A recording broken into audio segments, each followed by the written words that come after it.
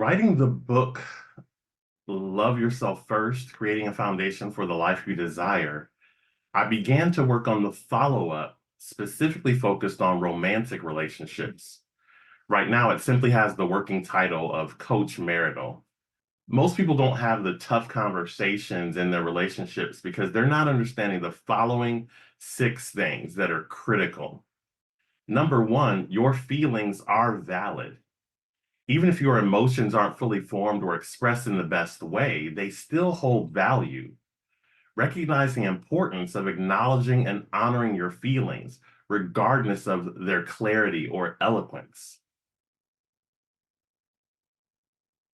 If you can't validate your feelings and feel secure in expressing yourself, you got to recognize what your approach is to the other person. If you want to value them, truly value them, it requires your vulnerability.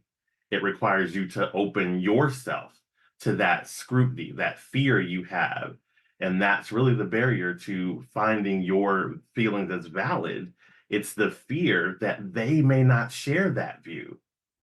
But that's not something you can control. You've got to recognize the validity in yourself and value them yourself. That gives them the opportunity and maybe even the pattern to value your feelings. You know what that feels like because you're valuing your feelings.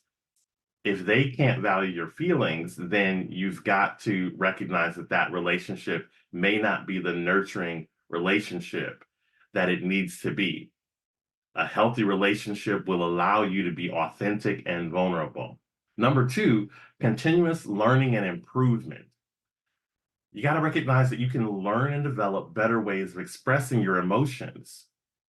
Embrace the opportunity to enhance your communication skills, allowing for clearer and more effective expression of your feelings. You don't have to get it right the first time all the time. What's required is that you're authentic and you're vulnerable. It doesn't require even that you overthink it so that you can present it perfectly. You just need to get it on the table. Ask that person, can I have a moment to share my feelings with you? They may not be well formed. I may need to restructure them or communicate them better, but could I just express this piece to you? It's important that you recognize in that process, it's a process of learning.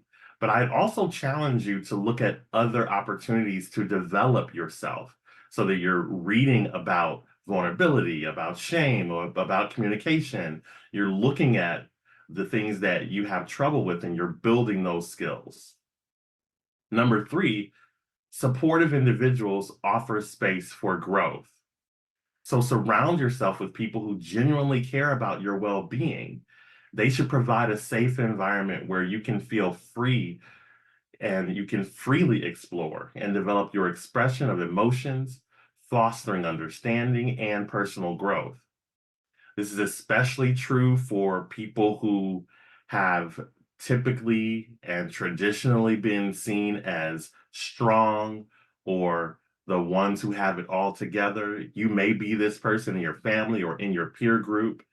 You may even have adopted that persona in a relationship, but you've got to get with people who allow you to be yourself, to be vulnerable and open.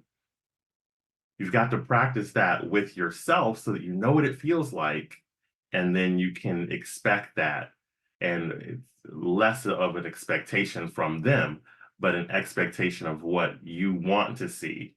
And that means that you can require that in your relationships. Number four, the significance of expression in communication. This is critical. Your expression, regardless of its form, is crucial for effective communication. Communication cannot happen without the willingness to express oneself. Remember, the goal is not perfect communication, but rather consistent and meaningful dialogue that aims to approach the truth and an understanding. And this expression is critical, not just to speak it out loud, not just the performance that may be involved there, but the communication of your genuine feelings, Again, it's that vulnerability and authenticity.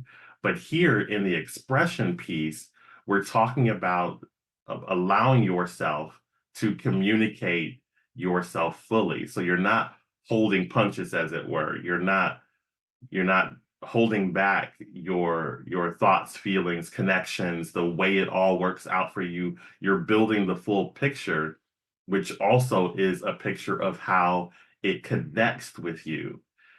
This is connected to one of the greatest challenges that I find in clients is when asked, how do you feel about that? They'll talk about their thoughts, they'll talk about how they see it, they'll talk about their reactions to it, but they have trouble with the expression, the connection with the feelings and how those feelings play out. Where did they come from? What do they support you in doing? And how do they impact your decision making? That's what we mean by expression. Number 5, true over right. The truth is more important than being right. And this is even when it comes to your feelings. Seeking truth holds more value than being right. Right is subjective and relative to different perspectives, while truth provides a consistent foundation. Strive for authenticity and truthfulness in your communication, as it cultivates genuine connections and fosters a sense of consistency. And that consistency is not only between you and the other person, but there's a consistency that's possible between you and your feelings. We call it congruence in the context of cognitive dissonance. You want to have your behaviors and your thoughts aligned. They want to be a cycle that we can predict. You want that congruence within yourself. And so you want to share that consistency outwardly in your relationships as well. The way that you do that is to make sure that there is truth in what you're saying. Often you'll get into these situations where the truth may hurt someone's feelings, but you've already clarified that this is an opportunity for us to share our conversation, our full expression. There is going to be vulnerability here, and there may be some hurt feelings. Hurt feelings aren't deal breakers. Arguments, disagreements, they're not deal breakers. We work through those as we are authentic and we're committed to those conversations. So expressing that truth so that when we come back to it later and we say things like, well, you said this, and this is what I understood. Even at the end of those conversations, when we look for that way of how we've concluded the conversation, those things are solid. They are the truth, and we can move forward. Instead of looking at situations as, well, that was right in that situation, but this is a different situation. Even that can be explained, and those are great conversations to have. But you have more when you value truth over right. The last one is what is true for you can change. You're not bound to remain stagnant in your beliefs or perspectives. Recognize that personal growth and self-discovery can lead to shifts in your understanding and values. It's vital to ensure that your principles are well-founded, that they're rooted in thoughtful consideration and introspection. Your preferences, on the other hand, should be clearly linked to who you are, reflecting your authentic self. And there's the fluidity. So embrace that fluidity of truth and allow yourself the freedom to evolve. Make the space for growth and foster open-mindedness in challenging conversations. So you may have changed your mind. You may have evolved into a different space. The beauty of relationships is to find, and I actually would say the skill in relationships is to find the people that will evolve with you. And that may not be everyone or anyone. This may be the reason that you only have 1 or 2 friends, because they accept you unconditionally. Whoever you are, whoever you become, they grow with you, they support you, they challenge you, and are champions of your growth as you evolve, those are lifelong friends. People who keep you stagnated, people who expect you to be the same from year to year, people who do not expect you to grow, people who think that you shouldn't change your mind. Those aren't people who are looking at a growth opportunity with a growth mindset. They're only looking at keeping you in the box so that they can have the control and the expectation in their lives. But that's not for you. So open yourself to that and establish that truth. I think that's the most important thing that people miss. Don't be a person who isn't standing on anything. Recognize, explore, express what you're standing on and stand on that in this current context, in this relationship, in this conversation. And then also that can change, but that's another conversation. That is the growth over time. That is where communication for many becomes difficult, because it's not going to be a one and done conversation.